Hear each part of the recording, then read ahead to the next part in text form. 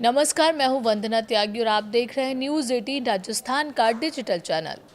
प्रधानमंत्री नरेंद्र मोदी की ऑस्ट्रेलिया यात्रा से भारत को एक बड़ी रणनीतिक और ऊर्जा से जुड़ी सफलता मिली है। भारत और ऑस्ट्रेलिया के बीच यूरेनियम सप्लाई को लेकर अहम समझौता हुआ है, लेकिन सवाल है आखिर यूरेनियम इतना महत्वपूर्ण क्यों है? भारत को इससे क्या फायदा होगा और इस समझौते का असर आने वाले वर्षों में देश की ऊर्जा सुरक्षा पर कैसे पड़ेगा? आइए आसान भाषा में समझते हैं। यूरेनियम क्या है? सबसे पहले जानते हैं कि यूरेनियम आखिर है क्या।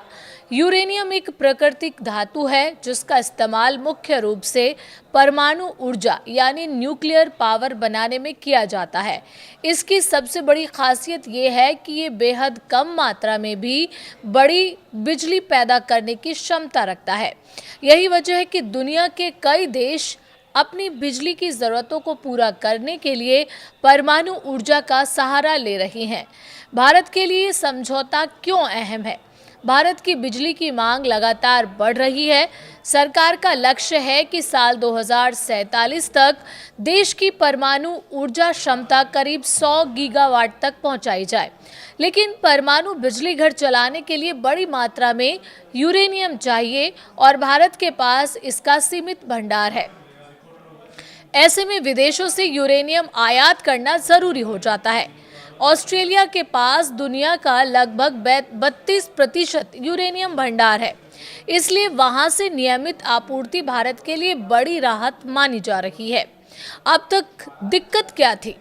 हालांकि भारत और ऑस्ट्रेलिया ने 2014 में परमाणु सहयोग समझौता किया, लेकिन कई कानूनी और तकनीकी प्रक्रियाओं के कारण यूरेनियम की आपूर्ति शुरू नहीं हो सकी।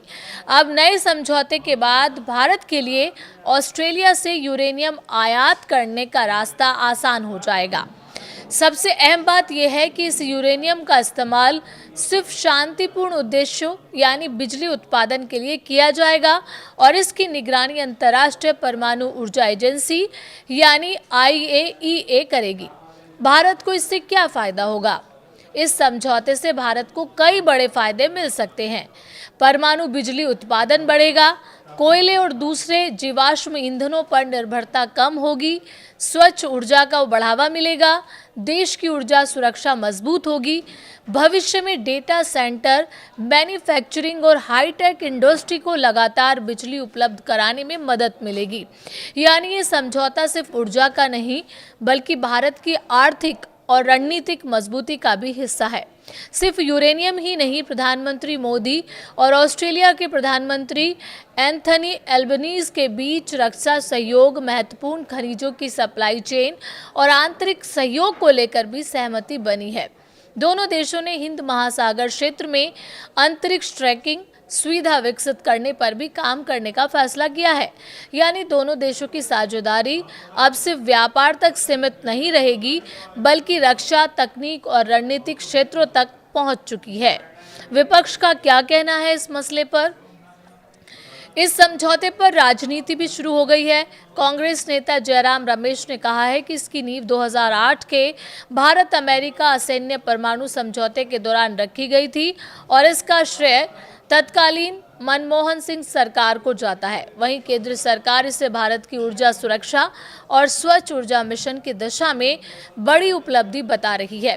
कुल मिलाकर ऑस्ट्रेलिया से यूरेनियम की आपूर्ति शुरू होना भारत के लिए सिर्फ एक व्यापारिक समझौता नहीं है बल्कि भविष्य की ऊर्जा जरूरतों को सुरक्षित करने की दिशा में बड़ा कदम है।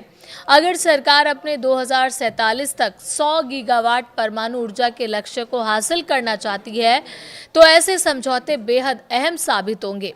अब देखना होगा कि ये समझौता जमीन पर कितनी तेजी से लागू होता है और भारत की ऊर्जा व्यवस्था को कितना मजबूत बना पाता है।